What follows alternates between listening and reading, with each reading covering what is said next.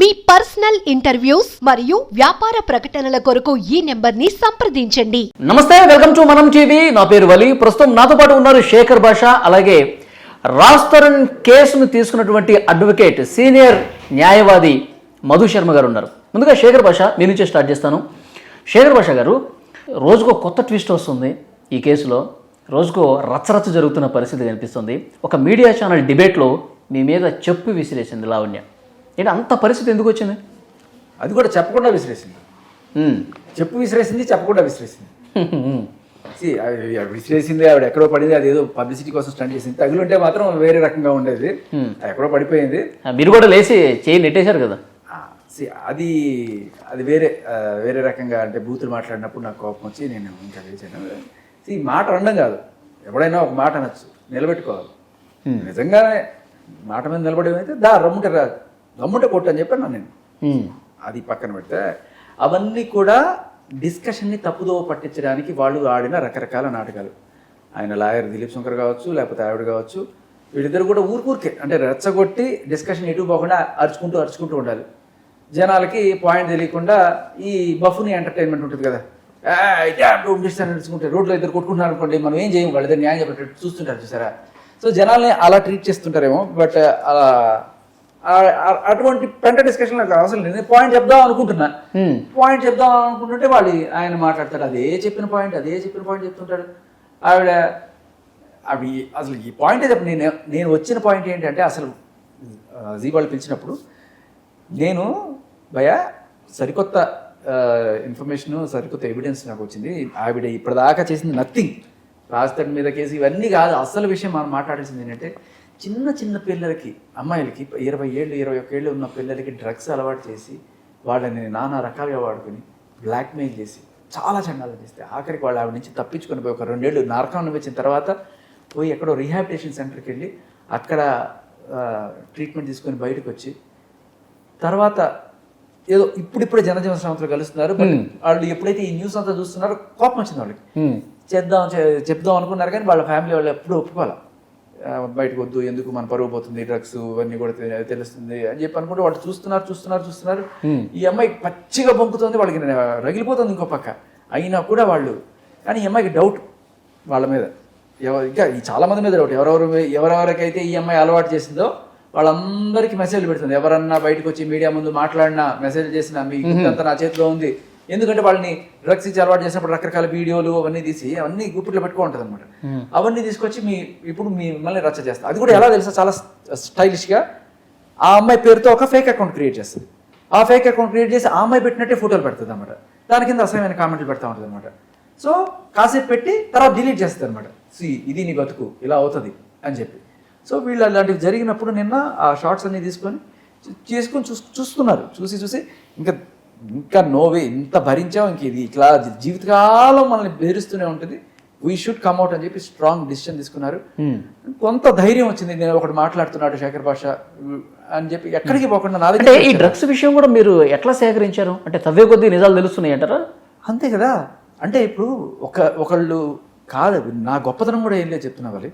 నేను అక్కడికి వచ్చి నించున్నాను, ఒక మంచి పని చేస్తే ప్రపంచం అంతా వచ్చి మనకు సహకరిస్తుంది అన్నట్టుగా ఈవిడ బాధితులు అందరూ కూడా వచ్చి ఇదిగోండి సార్ నాకు చెప్తున్నారు. చాలా మంది చెప్తున్నారు, ఈ రోజుకి కూడా బయటికి రావట్లేదు. కాకపోతే వాళ్ళు భయపడుతున్నారు.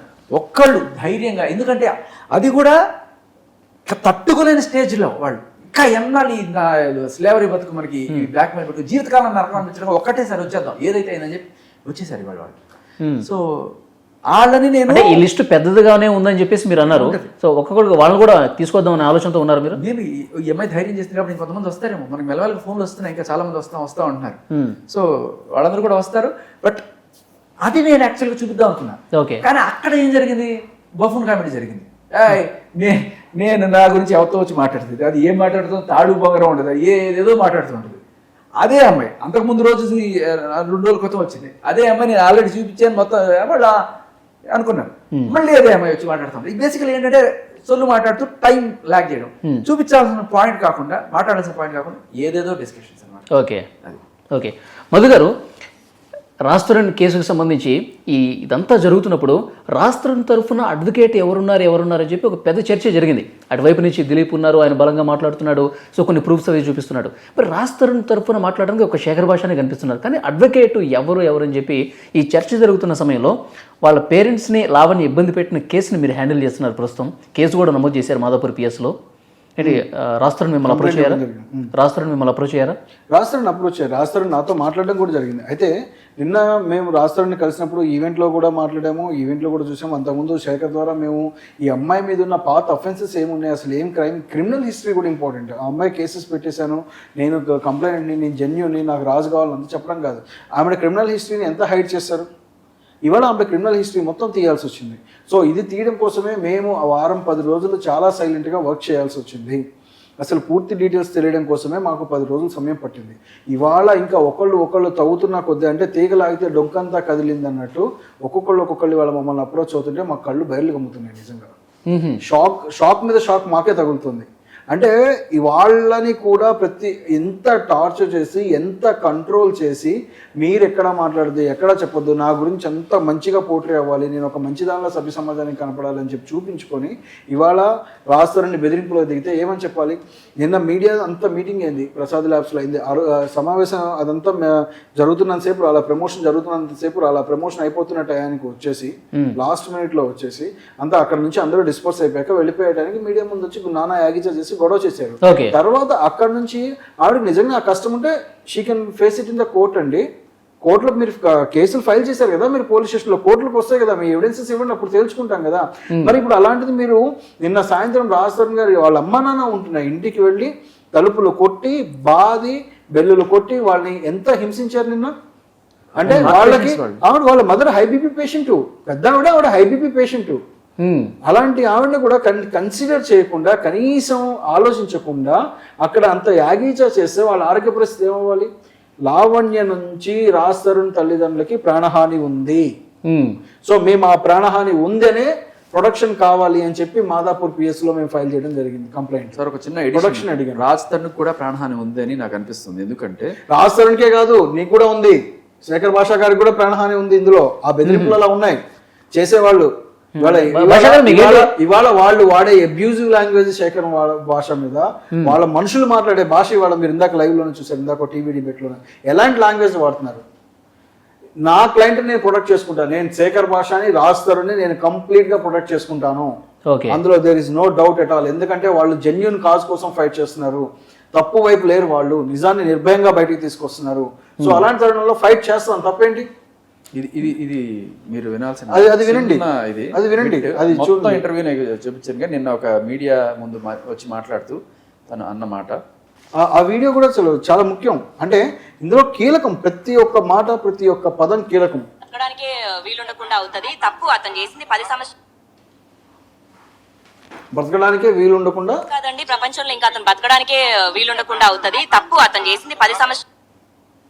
సో అతను ఇంకా బతకడానికే వీలు ఉండకుండా అవుతుంది. అంటే ఏం చేద్దామని డ్రగ్ మాఫియా ఎవరైతే ఉన్నారో వాళ్ళందరితో కాంటాక్ట్ పెట్టి ఆయన చంపించేస్తారు. ఇవాళ ఆవిడ వల్ల ఎడిట్ ఇబ్బంది వల్ల ప్రతి ఒక్క అమ్మాయి అబ్బాయి మనల్ని అప్రోచ్ అవుతున్నారు.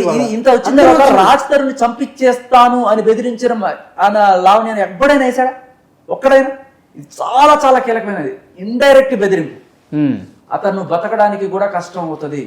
ఓకే, ప్రాణహాని ఉంది వాళ్ళ రాజ్ తరుణ్ తల్లిదండ్రులకి, రాజ్ తరుణ్కి ప్రాణహాని ఉంది, వాళ్ళు ప్రొటెక్ట్ కాపాడాలి. అన్యాయంగా వాళ్ళ జీవితాలు ఇప్పటికీ ఆగమైపోయినాయి. డ్రగ్ కేసులో ఇన్వాల్వ్ అయ్యి ఈవిడ వల్ల డ్రగ్స్ కి అలవాటు పడిపోయి నాశనమైన వాళ్ళు వాళ్ళ ఒక్కొక్కళ్ళు వస్తారు. వాళ్ళందరూ వాళ్ళు ఇన్నాళ్ళు సప్రెస్ అయిపోయి ఈ టార్చర్ పడలేక ఇబ్బంది పడ్డ ప్రతి ఒక్కళ్ళు వస్తారు. మొత్తం ఈ కేసులో ప్రధానంగా మనకి వినిపించే పేరు మస్తాన్ సాయి, మధు శర్మ గారు.